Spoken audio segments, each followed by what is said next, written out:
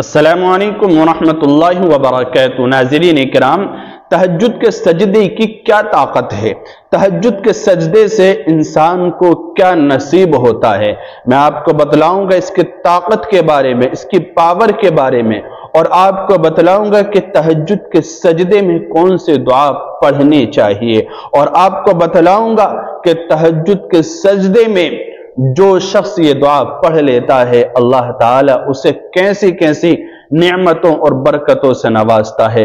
5 इनाम, 5 फायदे और 5 बरकतें ऐसी हैं अल्लाह ताला इस दुआ की बरकत से जो शख्स तहज्जुद में पढ़ लेता है इस दुआ को उसे जरूर अता करता है।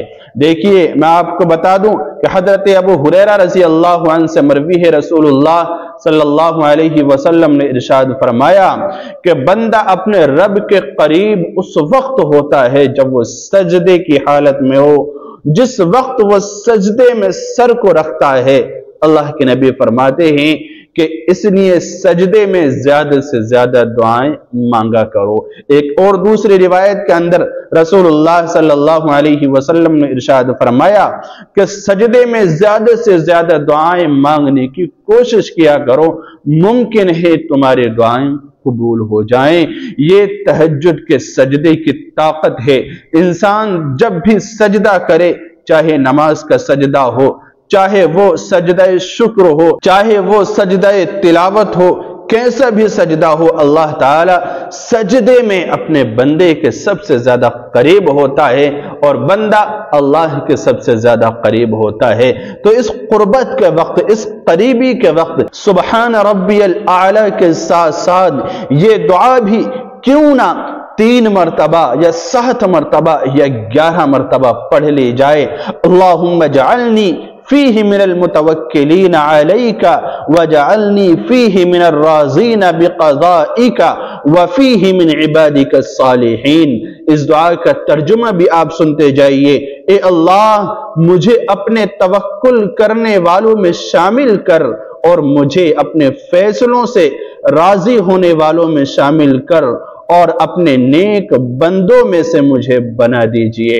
ये कितनी अहम दुआ है, कितनी ताकतवर दुआ है कि जो बंदा तहज्जुद में ये पढ़ लेता है सुबहान रब्बियल आला के साथ साथ, तो अल्लाह ताला 5 चीजें ऐसी हैं जो उसे जरूर नवाजता है। वह क्या है? नंबर 1, अल्लाह ताला की मदद उसे जरूर हासिल हो जाती है। अल्लाह ताला उसकी हर कदम पर मदद करता रहता है। अल्लाह ताला की मदद हर काम में हर वक्त उसके साथ रहती है। ये कितनी बड़ी इनायत है रब्बे जुल जलाल की। और जो दूसरा फायदा है, जो दूसरी इनायत है, वह है अल्लाह ताला की रजा। अल्लाह की रजा उसे नसीब हो जाती है, अल्लाह की खुशनुदी उसे नसीब हो जाती है।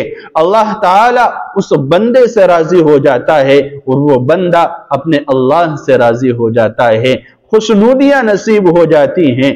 कितनी बड़ी अता है अल्लाह ताला की।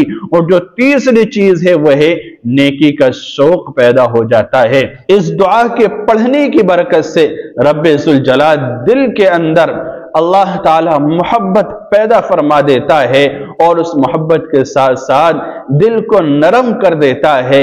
इस नरमी के साथ साथ नेकी करने का शौक, अच्छे काम करने का शौक, इबादत करने का शौक अल्लाह ताला दिल में पैदा कर देता है। इस दुआ को पढ़िए तहज्जुद में, तहज्जुद के सजदों में पढ़ने का एहतमाम कीजिए। नेकियों की तरफ रगबत, नेकियों की तरफ माइल आपका दिल ऐसे होगा कि आप हर वक्त रब्बे जुल जलाल का शुक्र, जिक्र और अल्लाह ताला की इबादत करने वाले बन जाएंगे।